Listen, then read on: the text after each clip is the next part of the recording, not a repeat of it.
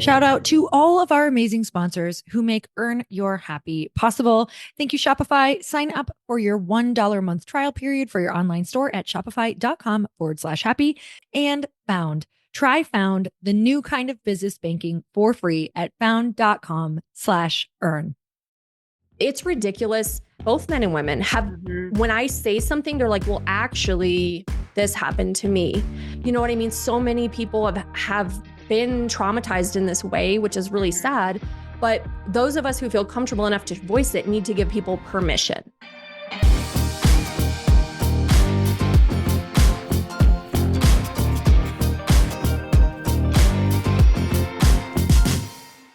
Hey everyone, welcome back to the Earn Your Happy podcast. I want to give you a discount on Glossy. If you don't know what it is, it's a skin routine that you can drink. It is a daily beauty supplement. One day I was looking at my hydration sticks that I drink every single day of my life and realized that I was just drinking really expensive salt and sugar and wanted something better. I wanted it to do more for me. So I was also just sitting here looking at the reviews on my website because I am obsessed with all of you and so grateful for you. And we got a new review from Jen G, who says, I love this kit. I had to get it because it's so pretty and it's so worth it for the great value. I take it with me on trips because I'm a flight attendant and it makes me feel so good after a long flight. So if you guys have holiday travel coming up, I'm telling you, arm yourself with Glossy because I do 2 sticks a day and it helps me so much stay hydrated, keep my digestion on track because you know that's the first thing that gets thrown off, and it even helps me sleep. So I take that stick at night in my water before I go to bed. So you guys, I am excited about our podcast today. We have Chelsea Husum on, who is somebody who joined our dinner series and bought the VIP ticket. And she is just one of those people who is on a amazing trajectory. And she's also someone who I was just completely surprised by with her background and everything that she's done and her businesses. It's like you can never, ever guess what people are up to. So you have to be so interested. And so this is a special bonus episode. Chris and I both got to sit down and interview Chelsea. I got to know her as she joined the dinner series, and we've gotten to know her over hours of brunch and dinners and all of the fun things and all of her challenges that she's overcome and pivots she's made to build the thriving construction company that she has. Chelsea shares a very personal and traumatic experience from 20 years ago when she was in Ecuador studying. Stories like this are hard to share, but Chelsea also shares the biggest thing that has not only helped her heal, but the power of helping others through sharing her story. The tips she shares from her healing journey are things we can all apply to our lives to feel empowered. In this episode, we also talk about how Chelsea made the leap from being a Spanish teacher to starting her construction company, why we all need to surround ourselves with knowledgeable people and peers in our field, and the level of service it takes to stand out in your industry. We love doing these episodes with people from our community because it really gives you a look into your peers and exactly what they're doing. And maybe these people are a little bit ahead of you. Maybe you're on the same exact path as them, but I hope that it makes you feel empowered getting to hear from them. So let's get started. Chelsea Husum, how you doing? It's good to have you on. I am so excited to have you on the show. You are on both of our shows. So you are on the Chris Harder Show and Earn Your Happy. And we are thrilled to have you here. Thank you. I am so excited to be here, guys. So this is really cool because you're one of the first episodes of this brand new series that we're doing called Just Like You, where we want to highlight people from our community that we get to know in our events so that other listeners can hear somebody who is running at the same place, at the same pace, at the same time as them. And I love the aspirational guests that we have, but I also love when we have people who are just maybe 1 or 2 steps behind what they've accomplished, so that the listeners can be like, oh, that's my girl. Oh, that's my guy. I understand exactly where they're at and draw inspiration from that. So you're part of a really exciting addition to our shows here. Thank you. Yeah, I'm excited. I think a lot of people will really relate to this. Awesome. So I want to start by taking you back to maybe something that's kind of tough to talk about, but when I think of you, I think of resilience. And when I think of you, I think of somebody who finds optimism in challenges. And I think nothing will ground people more in getting to know you and understanding some of the challenges you've come through than starting here. So would you mind taking us back to when you were a student, a Spanish student in Ecuador? I think it was Ecuador, right? Yep. In Ecuador, and kind of share that story of challenge that happened to you? Yeah. So I have a Spanish degree and a broadcast journalism degree. So I, for my Spanish degree, had studied in Quito, Ecuador, in South America. And I had gone the first time with a university group, with a small group, traveled all over. And then I actually went back by myself for 3 months the following year, to my mother's dismay. She's like, she's never coming back. But I went back and ended up studying Spanish again. And I ended up actually being drugged and raped and left alone in an abandoned home by my Spanish professor at this academia that I had studied at. And I woke up on a dirty mattress on the floor. There was no other furniture in this house. And so apparently this is where they take people. Oh my God. And I was alone. I didn't know where I was. And I tried to get out. And they have these like kind of steel doors. And I kept getting electrocuted. I was standing there for like a half hour trying to get out. Wait, they had them charged? Like, so if you I touch don't it, you even, know? I don't even know. Like I was getting electrocuted and I'm standing there crying, like trying to get out of this wherever I'm at. I finally get out and I'm standing there and this is ridiculous, but being a good girl, right? It's now morning time and it's time for school. So what else am I going to do? I hailed a taxi and I took the cab back to school and I walked through the doors and I saw his face. Oh, And I mean, it was, it was probably, and I actually never told anyone for 20 what years. were you feeling in that moment And of how did just you walk like, through those doors? I don't know. I think it was so traumatic and like what just happened to me that I don't know. It's so ridiculous that that's what I did. Was it me protecting myself, right? Or I don't even know. I was alone in a foreign country. No, no one there that could help me really. My family wasn't there, friends. And yeah, I walked through the door and I never told anyone. I didn't tell my parents, didn't tell friends. I didn't tell anyone at the school. I just went on like it never happened. I shoved it down so deep, locked it, threw away the key for 20 years. It's ridiculous. And so I pretended like it didn't happen, but a situation, I was in a lawsuit up until December of 2023, actually. It had gone on for 2.5 years. I was being sued for millions of dollars. That trauma and going through that for 2.5 years really brought those feelings of powerlessness up in me. Again. And that's when the story from Ecuador from 20 years ago started bubbling up inside of me. And I was like finding myself laying in bed at night, like, what the hell happened? How could you have put yourself in that situation? How could you? I started doing that to myself. And then I'm like, no, it was not me. I didn't ask for that. It's not my fault. Right. But it took like a situation very recently to be like, I actually need to start healing this and tell my family because they still didn't know. So yeah, it was pretty crazy.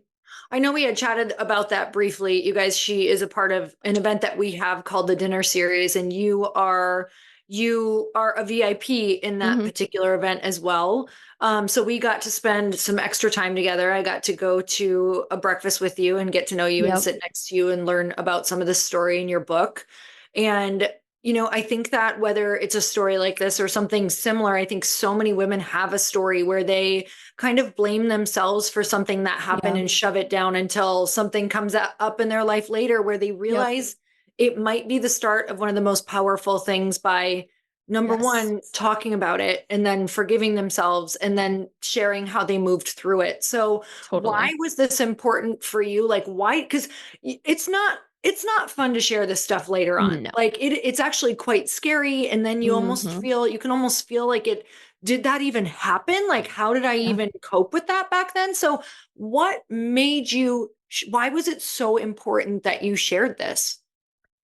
I think just the trauma of the lawsuit and me realizing that, something happened 20 years ago. I was a young, I was in my early 20s, like didn't know who I was. Now as a 40-year-old woman, I know myself and I know it took the lawsuit of me waking up being like, I am not okay at all. And I need help and I have to actually work to dig out of this is when I finally, and then deciding to write a book, I really didn't know what it would be about. And I sat down and these stories just poured out of me. And it's like, I don't know. I'm meant to share this now. I know that I have a bigger purpose and I feel now at this point in my life, I have stories to share. And for example, and I know people need to hear them. Like I spoke on these things at Amberly Lago's event in Dallas recently. And I literally, so I had the nervous peas and I'm like, I got to go pee afterward. And 3 women in the bathroom, just 3 women immediately were like, thank you for sharing. Something similar happened to me. And I just, I appreciate you sharing. Like, it's ridiculous how many, and men and women, both men and women have, when I say something, they're like, well, actually, this happened to me. You know what I mean? So many people have been traumatized in this way, which is really sad. But those of us who feel comfortable enough to voice it need to give people permission. Wow. I want to ask you a follow-up question to that. You mentioned Amber Lee's event. I saw a video of you speaking at that event. And after telling this story, you said there were 2 things that really kind of helped you recover from this. Yeah. You mind sharing those 2 things for other people to use? I want to take a minute to tell you about Found. Most of you are business owners who listen to this podcast, and imagine if you no longer needed 5 separate apps for your business bank account, your expense tracking, your invoicing, your contractor payments, and your tax planning. And now there's one that does it all, and that is Found. Found is business banking designed for small business owners just like you. I love the automatic expense tracking because I am horrible at saving receipts, especially while I'm traveling, and keeping track of my bank statements. You guys, there are so many awesome testimonials about Found. And Trustpilot says, I've never seen an app for freelancers, contractors, and business owners that has everything they need with such automation. So you can try Found for free at found.com/earn, and you can sign up for Found for free today at found.com/earned. That's FOUND.com/earn. Found is a financial technology company, not a bank. Banking services are provided by Piermont Bank, member FDIC. Found's score features are free. They also offer an optional paid product, Found Plus. You guys, let's get back to the show. Yeah. So one was just finally be real and authentic. Like, why are we always feeling the need to be perfect? Right? Like, I mean, Instagram's a perfect thing. When I was in Italy last year for my birthday, and we were kind of giggling because we're driving around and we see these boyfriends or husbands taking pictures of the women. We're like, my husband's like, oh my God, here we go again. They're taking like 1,000 pictures to get that one perfect picture. And I get like, we want to have beautiful pictures, but us normal women seeing those pictures makes us feel like crap. And it makes us feel that we can't be vulnerable and say, actually, I'm struggling right now. That is, if you can do that, that's where you find true connection.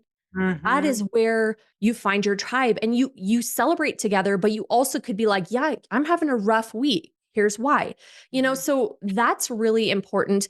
And then for me, with this most recent situation, I had to look at, my habits. What am I doing to drain my energy? Because I'm already fragile right now. If you're in it, it's rough, right? What am I doing that is making me feel like crap and wrecking my mental health even more, right? And I can't afford to do that. So get rid of it. And then what do I need to do to actually be gentle with myself and take care of myself? Get out in the sunshine, walk my dog, just get a therapist, talk to a friend, but stop drinking. Like, drinking a bottle of wine every night isn't going to help your mental health when you're in it. When you're in it, like, no, you gotta work and dig out of it. Should I stop drinking a bottle of wine every night? I mean, literally, although that's so it is for people to delicious. hear, it's like you have to make that choice. When I was going through a few tough times, but recently, with the whole pivot that I had to do with my company and just feeling like I was in a really, really dark time that I wasn't sharing with people. Yeah. It's like that moment of like, you need to love yourself enough not to drink this wine, because you're just literally going to cause yourself a panic attack at 2 a.m. and you can't function like this. So it's the little things in those moments of like, okay, what needs to stop to just give yourself a little more support? Like, I think most people don't realize, like, the answer does not come right away. What happens is the self-love has to come first. Like, totally. you're not going to love yourself overnight, but it's that little moment of you need to stop this one thing so that you can have a little bit more Oh, yeah. energy and courage tomorrow to do something else to dig yourself out. I love that. I want to fast forward a little bit. Mhm. You are a woman who owns a construction company. Mm-hmm. You were a Spanish teacher for 10 years. How in the world does someone go from Spanish teacher to a woman carving out her path in, of all things, construction? And Yeah. why? So, well, I have to even say, before I was a teacher, I wanted to be the next Barbara Walters. So I thought, okay, I have my broadcasting degree. Great. Then I found out they make 20 grand and work nights and weekends. I'm like, I don't know about that.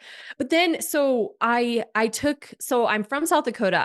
I'm in Denver now. I took a job because my college loans were coming due. And I'm like, oh my God, I need money. So I took a job at a temp agency that did, like, you were a receptionist for different companies in downtown Denver.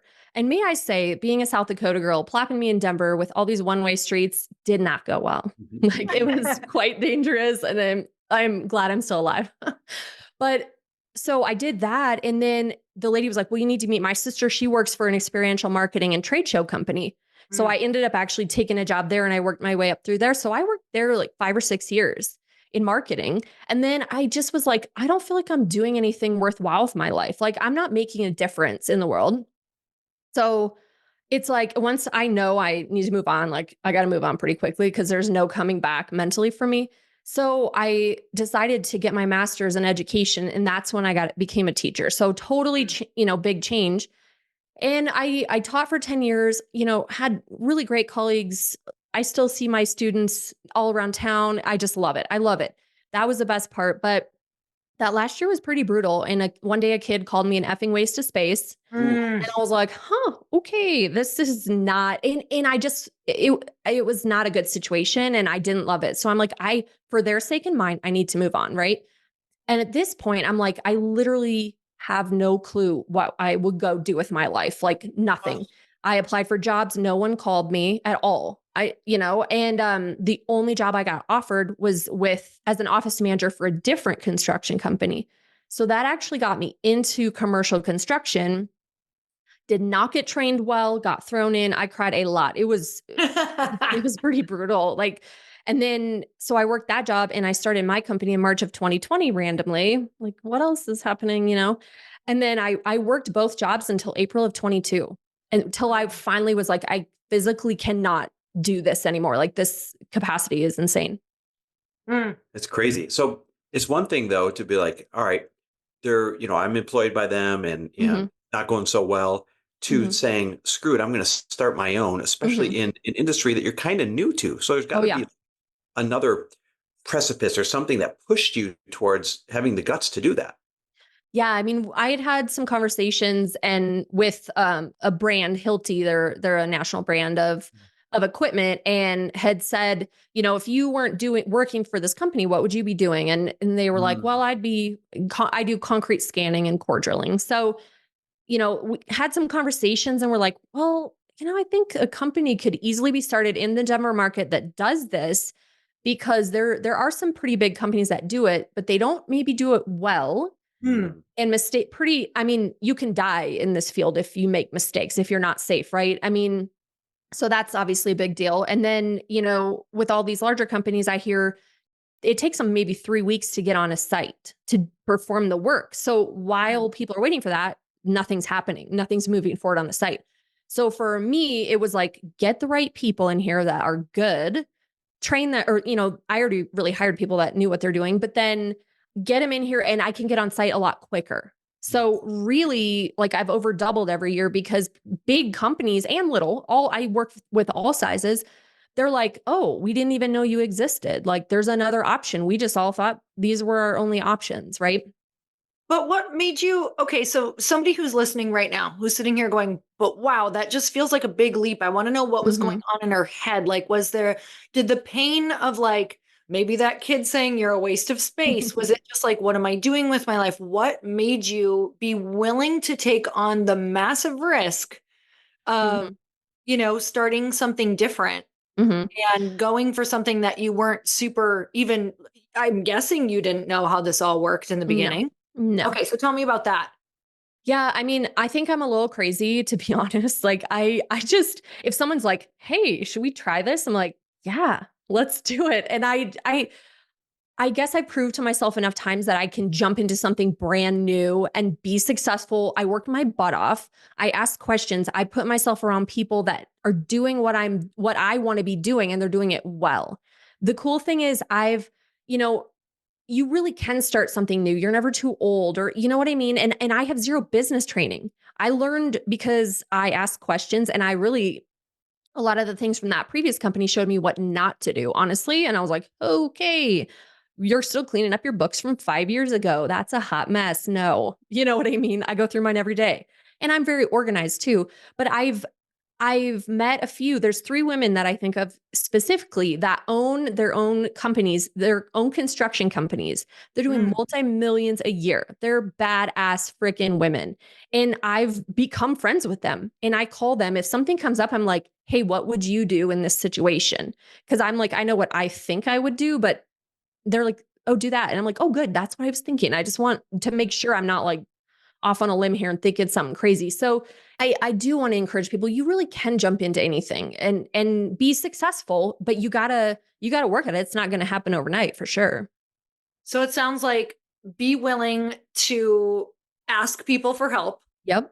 all the time. Mm-hmm. And then also you're willing to bet on yourself because you know that you'll do what it takes to figure it out. Like, and you're Yes. okay. So what's your relationship like with failure then? Like when you thought of this, were you like, okay, did you go to failure and say, okay, if this all fails, I'll be fine because what? Honestly, I'm trying to think if I ever thought that. I don't think I ever thought it would fail. Truly. I just like you might, and you know this, Lori, going down this path, right? Oh, I'm going to do this. And then major roadblocks. Oh, now I Yep. have to pivot, right? You can always pivot. So maybe you don't end up doing the exact thing you thought, but you can still pivot a little bit and still be successful in that other different way. So Yep. I think I'm just scrappy enough, and I know, like, well, if this quote unquote fails in this specific instance, well, I'll figure out a way, some other little different way to make it work, because it's on me. When when everything you have is on the line, you got some skin in the game. Like, it's a big deal. It matters to me. I'm interrupting the show to ask you a question. Have you ever wanted to launch or upgrade your own online store? Well, you can do it right now for just $1. This podcast episode is brought to you by Shopify, the #1 e-commerce platform for all businesses. I've used Shopify for over a year, and it is the only platform that I trust for Glossy.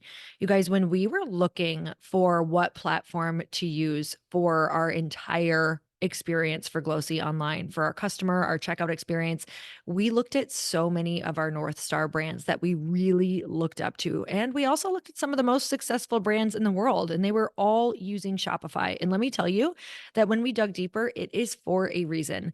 They can not only support you in the most incredible way in the early stages of launching your business and company, but also up to billions and billions of dollars, some of the biggest brands. So everyone from brand new businesses to Kylie Jenner has used Shopify. So, Shopify can support all sizes of businesses and the big goals you have for yours. I definitely like the fact that I am in good company with billion-dollar brands using the same e-commerce platform. Literally millions of businesses like mine trust Shopify to manage their online stores. So you can upgrade your business and get the same checkout experience as Kylie Jenner, as Crate and Barrel, and Rebecca Minkoff. You guys, I would say that this is a great platform to be on. So sign up for your $1 per month trial period at shopify.com/happy. That's all lowercase. Go to shopify.com/happy to upgrade your selling today. Shopify.com/happy. I can't believe we're already in Q4. And if you're in business, you know that it is go time. That's why I want to tell you about my sponsor, Constant Contact. And for me, this time of year is huge, especially owning my products company, Glossy, because this is the time of year where I still have a big chunk of my goal left. And if you do too, if you have year-end goals, Constant Contact can help you meet them faster. And that's what we're all about. No matter how experienced you are with digital marketing, Constant Contact has the tools to make your marketing run smoother. You can sell more, raise more, and build more genuine relationships with your audience with Constant Contact's suite of digital digital marketing tools, which is all made to fast track your success. So you no longer need to struggle with expensive, slow, and unmeasurable approaches to marketing your business. You can tap email marketing, and it helps you create and send the perfect email to every single customer. Connect with over 2 billion people on social media with all-in-one tools for posting and sharing. And sell more online in less time with Constant Contact's powerful e-commerce tools. It's time to put the go in your 2024 business goals with email, social, SMS, and customized marketing campaigns built for you in just a few clicks. Ready, set, go to constantcontact.com and start your free trial today. Go to constantcontact.com for your free trial. Okay, I want to go back to one more thing that you had mentioned. You had talked about you were speaking on stage at our friend Amberly Lago's event. And I know that when we had chatted again at dinner series at breakfast, I got to know you a little bit more. And you were talking about, I believe you were talking about that coming up. Or we had chatted about it coming up. Maybe it was in the DMs. And I know that you were nervous. You were nervous to tell that story. Were you nervous to speak in general? I want to go back to that and how you got through. What did you use to get through to get yourself up on a stage telling a story that is so freaking vulnerable about Ecuador without your without your family knowing at all? Because I will tell you, there are people listening right now who want to be speakers, but they don't know how to get through the fear to being on stage. So let's go back to when he really asked you to be on stage. Was it an immediate yes, or were you like, oh my God, I'm so freaked out, but I know I have to say yes to this? It was an immediate yes, but I will say, I thought about more or less what I wanted or hoped to say, but I'm not good with I'm not I can't memorize word for word. But I know the story and I know what I want to say, right? So the day before I spoke, I was in my hotel room with my hairbrush, pacing around, trying to record myself and time myself, and it was horrible. I was like, this is crap. You're going to black out up there. This is not good. And I was I was getting very nervous, and I went and practiced with a friend, and it's I know this stuff. It's my life, right? It's not, I just need to calm down and let it flow. So the next day I woke up really early, 4 a.m. for my hair and makeup, drank some coffee, and I remember standing in the back and you had said this too. And I've heard other speakers say this, and I love this. Please, if I can touch one person in this room, that is my goal. Whatever is meant to happen and whatever I'm meant to actually say will come out. And if I can change, touch one person, that is the goal. So it kind of brings the pressure down, oh, I'm not talking to all these people. It's just one, right? And so I went up there, and honestly, I kind of blacked out. It was an out of body experience. Totally. I truly don't remember. But I have to say, so I flew my best friend, Brandy, down there to Dallas with me from Denver. And she was helping me with my books and stuff. And I said, hey, I'm worried I'm going to black out. I'm going to forget what I'm doing. Yep. And she was like, okay, well, I'm just going to sit and video you in the front row. And I said, hey, here's 3 words, 3 bullet points. And if I look at you, give you the look, give me the bullet bail me points, out. because I forgot. And so I do it, I speak. And then later she's like, we went to dinner that night, and she was like, well, I was holding up your notes for you, right? And I'm like, you were? I didn't even see you. I didn't even look at you. I didn't see her. She was so sweet, holding them up just in case, I got you. And I was like, how cool is that? I didn't even need them.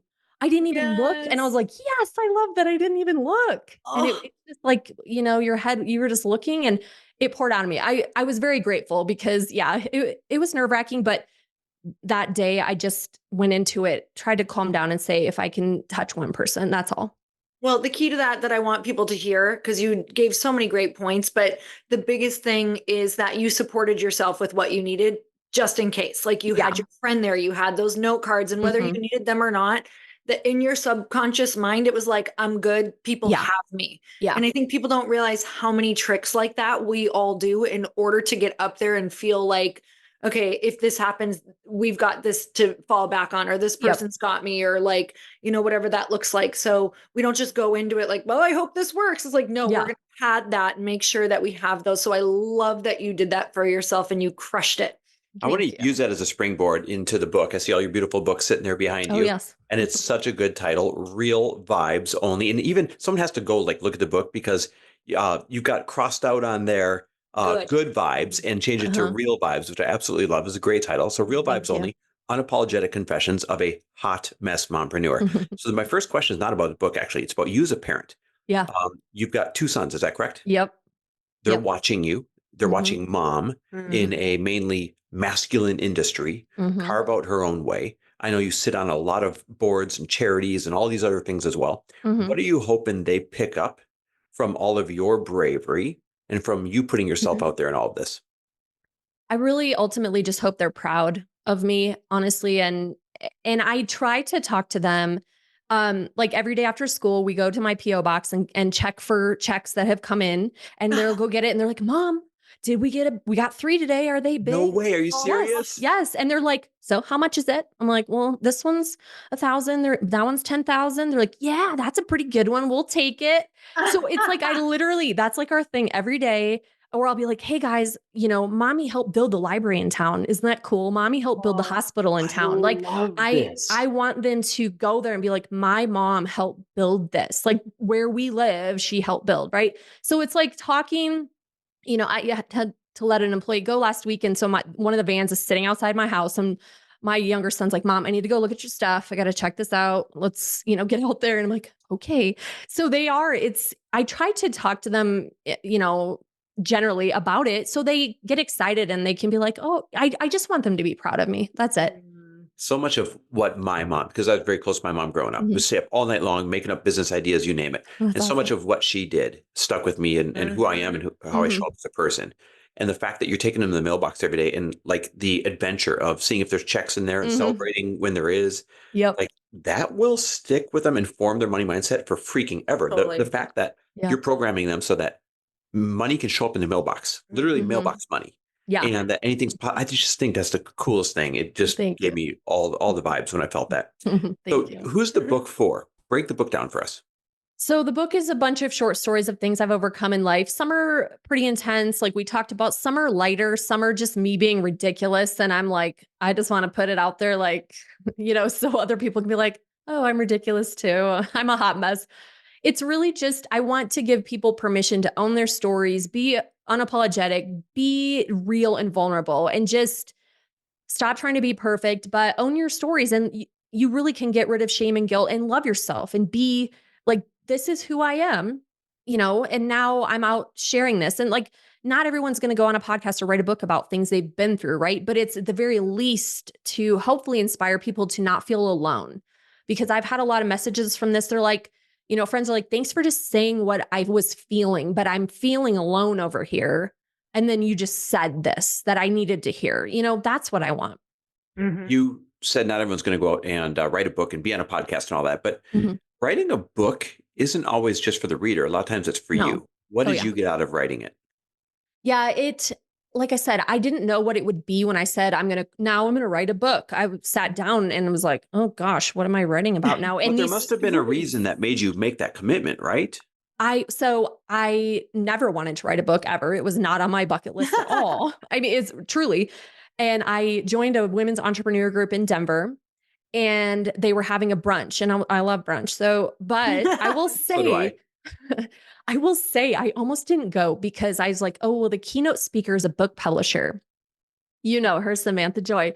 Yeah. And I go, and in my head, I was like, I really don't know what that's going to do for me, but I'll go for brunch. So I went for brunch. I met Samantha. She talked. I'm like, "I just really like your energy." So I went up and talked to her after. I'm like, "Hey, I feel like I could do this." And at this point, no clue what I would even write about. She's like, "Okay, let's chat."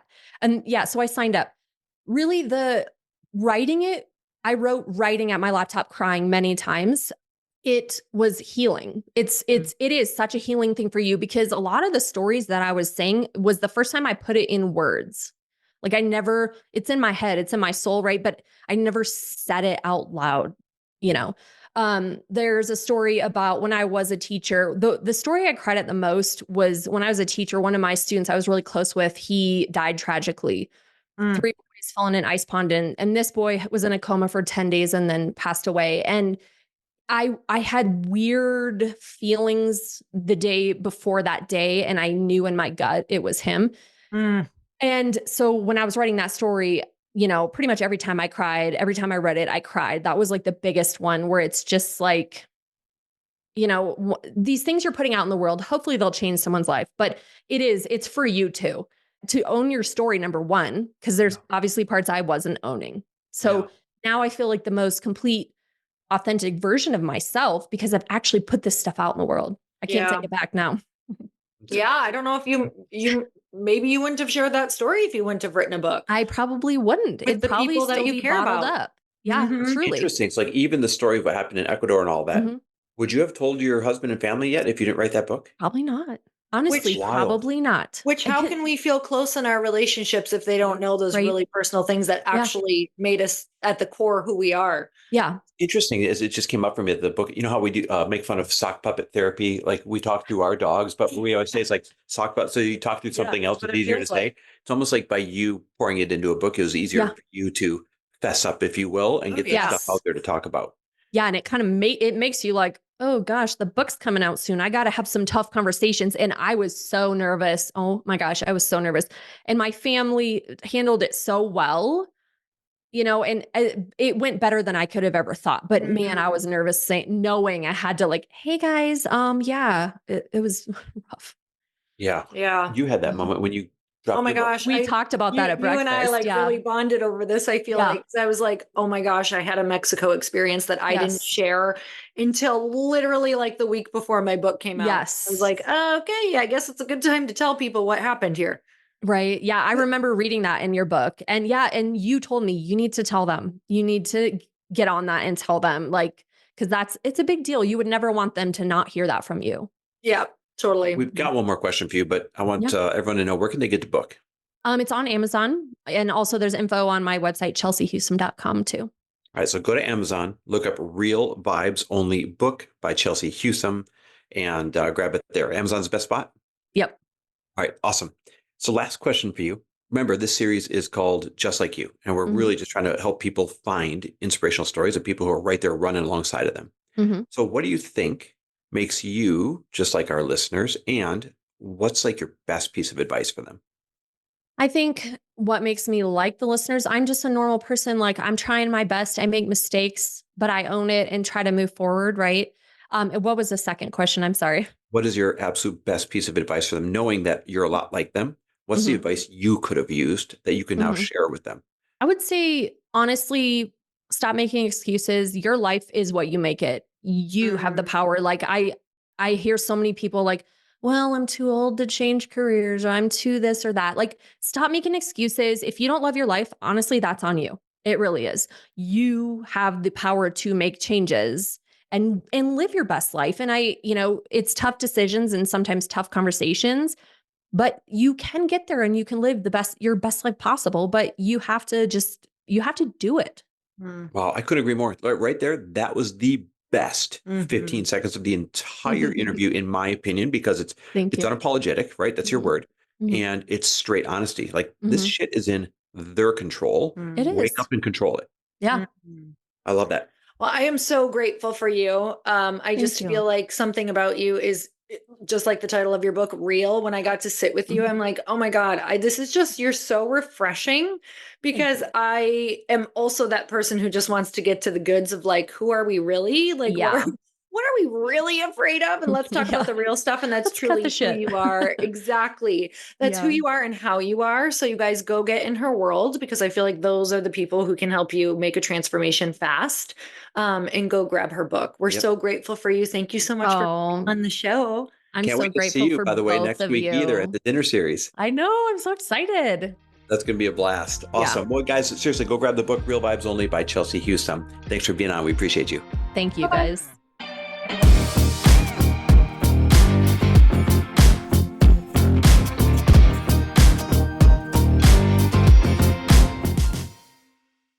Whether you're looking for ways to make extra money in your spare time or build a side hustle to replace your income, the Side Hustle Show is helping thousands of listeners just like you reach their goals. Make about $1,000 a day. We have a net profit of $3,000. On average, make $3,000 to $4,000 a month. It was doubling my income from my 9-to-5 job. And I said, I got to quit. Since 2013, I've been studying the best legit side hustle ideas and learning what works and what doesn't from real side hustle entrepreneurs, not the high-ticket gurus. Success leaves clues. At some point, they all made the decision to start something that changed their lives for the better. I was afraid to stay where I was. Even if you have no idea what side hustle you should start, the Side Hustle Show shares tons of different options so you can find the ones that work for you. Here are 3 recommendations. A great episode to start with is number 603 that shares 17 side hustles you can start even if you have quote-unquote no skills. Would an extra $100 a day change your life? Check out the $100 a day challenge in episode 594. And if you can't be bothered with low-paying side hustles, check out our top 10 most profitable side hustles in episode 624. We've collected more than 1,200 5-star reviews and would love to earn one from you as well. So follow the Side Hustle Show in your favorite podcast app today, or get your own free personalized playlist at hustle.show.